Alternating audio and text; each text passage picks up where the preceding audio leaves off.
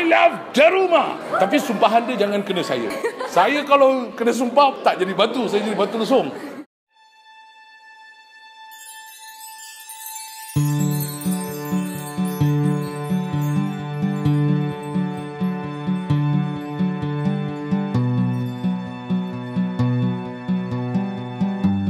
Pada pendapat saya, Daruma membawa watak yang berkesan kerana mesej untuk menyampaikan kepada penonton agar mengenang jasa ibu bapa kita, dan jasa ibu tu tak boleh dibalas dengan apa saja harta di dalam dunia ini.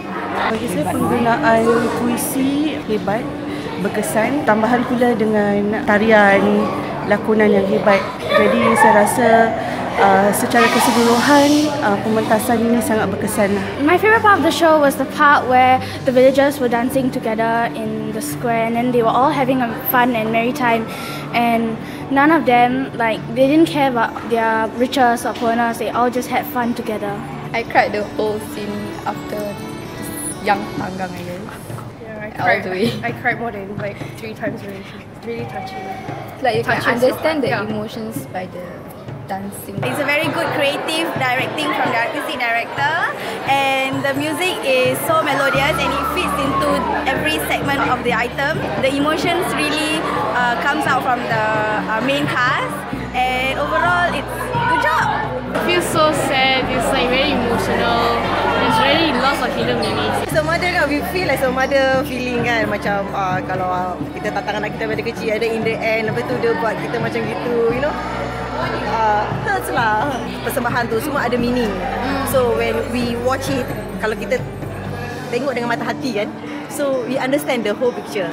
My favorite part was definitely the ending. It was because that was the peak of the entire performance. That was when it was the most emotional, and you can definitely feel it from not just the performance but the audience as well. Everybody, I can feel the energy in the room, and it was the most emotional and it was the most powerful scene throughout the entire performance. But generally, I think it was amazing and it was really heartwarming to watch. I think the music element was, to me, was the strongest because it evoked the most emotion. I like the script, the whole script, and I think the expression of the actors really, like, it's very relatable to everyone because, like, without a mom, you will know how, like it's something that will touch everyone's heart. Like, no matter who you are, from where your race or the way you were brought up, this is a story that will definitely hit home. I find the show very interesting and it's a refreshing concept. There's acting, there's dancing. I love the music that was being played. It really adds to another layer to the acting and the dancing. It's really awesome. I think the audience also felt the emotion of the mother and the son. It was very effective. Pada saya, ini bukan setakat hanya satu pementasan. Ini sebenarnya adalah satu pemeliharaan seni. Dan cerita ni memanglah orang dulu ada yang panggil tanggang, ada yang panggil berbagai nama. Tapi ini salah satu daripada khazanah kita yang tetap dipelihara dan dijaga. Setiap daripada mereka yang tinggal di seluruh kawasan Nusantara ni boleh ada kaitan. Sebab yang menyayat hati itu sudah tentulah sebab dia menyentuh pada kelemahan seorang ibu dari segi fizikal yang turut dibuli ataupun tidak dilayani oleh anaknya sendiri. Bila bab tu cerita apa sekalipun, bila masuk bab tu dia sedihlah, sedih. Saya kagum dengan pembentukan dari segi pembinaan set.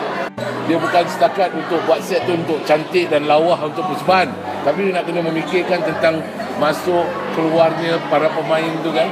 Jadi itu satu perkara yang saya salut dan memudahkan para peserta dan pemain dan juga koreografer untuk membentuk jalan cerita.